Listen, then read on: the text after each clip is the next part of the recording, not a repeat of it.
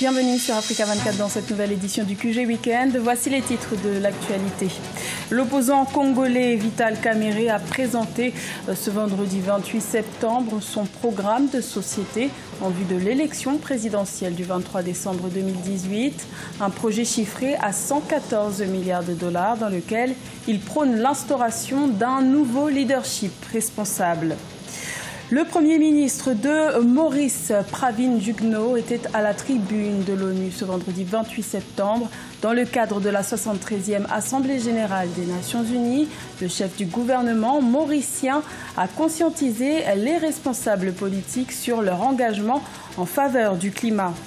Et le gouvernement ghanéen veut émettre un premier Century Bond de 10 milliards de dollars d'ici la fin de l'année 2018. Cette émission devrait permettre au pays de rembourser sa dette actuelle et de combler le déficit de 7 milliards de dollars de son budget infrastructurel. Mais tout d'abord, les avocats de l'ancien président ivoirien Laurent Gbagbo, jugé devant la Cour pénale internationale depuis janvier 2016, vont demander l'acquittement et la libération de leurs clients. Après cette année de détention, la défense estime que le procureur de la CPI n'a pas été en mesure de prouver les accusations pesant sur l'ex-chef de l'État ivoirien. Rappelons que Laurent Gbagbo, jugé pour crimes présumés contre l'humanité lors de la crise post-électorale de 2010-2011 en Côte d'Ivoire, est le premier ancien président remis à la Cour pénale internationale. En République démocratique du Congo, Vital Kamerhe fait partie des 21 candidats en lice à l'élection présidentielle du 23 décembre 2018. Le président de l'Union pour la nation congolaise a présenté ce vendredi 28 septembre son programme de société intitulé « J'aime le Congo, nous aimons le Congo », chiffré à 114 milliards de dollars sur 5 ans. Reportage de notre correspondant Jacques Mboka. Démontrer par un projet cohérent ce qu'on peut faire de la République démocratique du Congo une fois portée à la magistrature suprême. C'est l'exercice auquel s'est prêté ce vendredi le président de l'Union pour la nation congolaise, Vital Kamerhe, candidat à la présidentielle du 23 décembre. Intitulé « J'aime le Congo, nous aimons le Congo », ce projet de société est axé sur 20 piliers et chiffré à 114 milliards de dollars pour 5 ans. Les secteurs qui nous préoccupent sont 20. Mais parmi les 20, il y a des priorités. Aujourd'hui, vous ne pouvez pas imaginer faire l'agriculture sans imposer un nouveau leadership rassembleur visionnaire.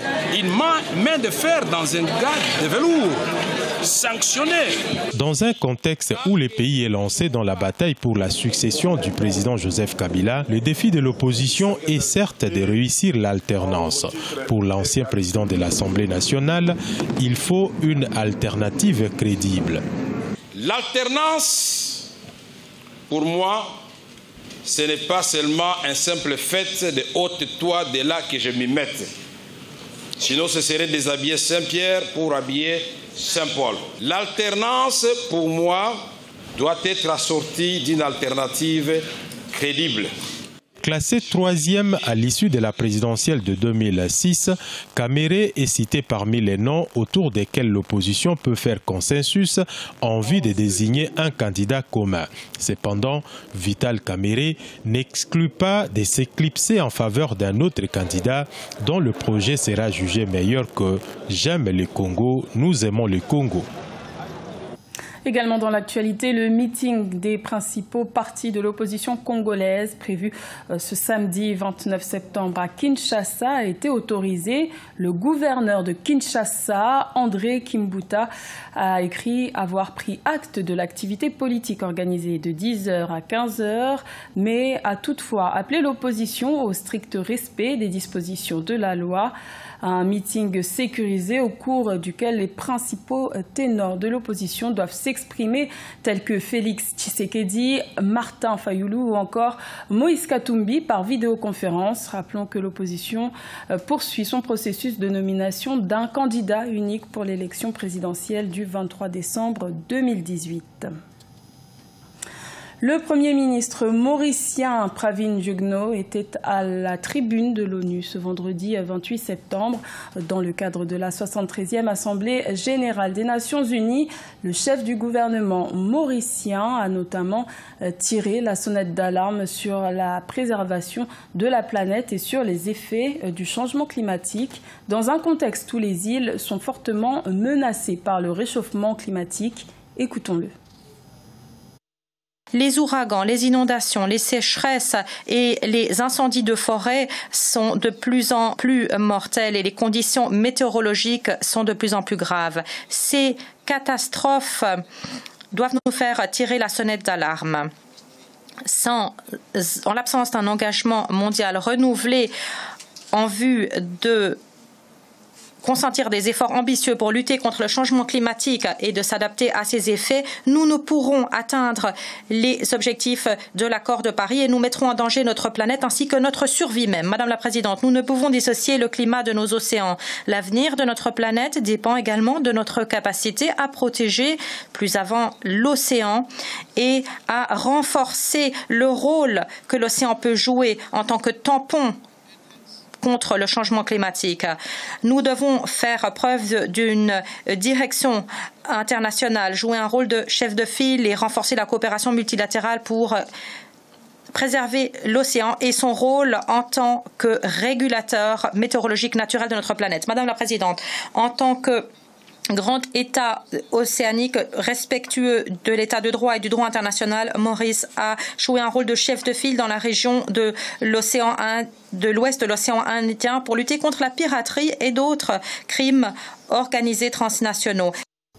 Dans le reste de l'actualité au Burkina Faso, la marche-meeting de protestation contre la gouvernance du régime du président Roch-Marc Christian Kaboré a rassemblé quelques centaines de manifestants dans les rues de Ouagadougou ce samedi 29 septembre. Une mobilisation assez faible, c'est la première du genre depuis l'entrée en fonction en décembre 2015 du président Kaboré. Plusieurs voix au sein de la majorité se sont levées pour dénoncer cette marche et son caractère jugé inopportun. Complément d'information lors de nos prochaines éditions.